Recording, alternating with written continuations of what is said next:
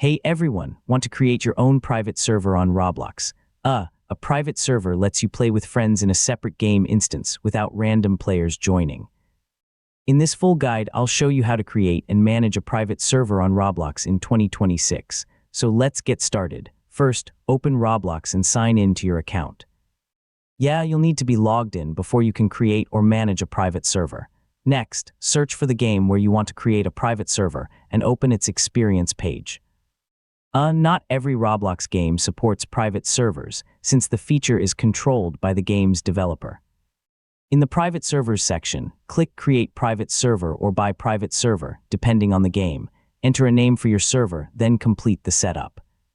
Yeah, some games offer free private servers, while others charge a recurring Robux fee. Once your server is created, open its settings to manage who can join. I mean, you can allow only invited players, friends, or anyone with a valid invite link, depending on the game's available options. Now invite your friends to the server.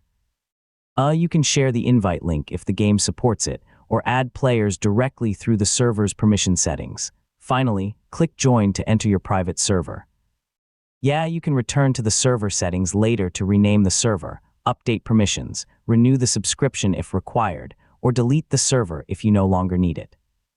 And that's how to create a private server on Roblox in 2026. Whether you're playing with friends, testing game mechanics, or hosting private events, a private server gives you a more controlled gaming experience. Thanks for watching, and I'll see you in the next tutorial.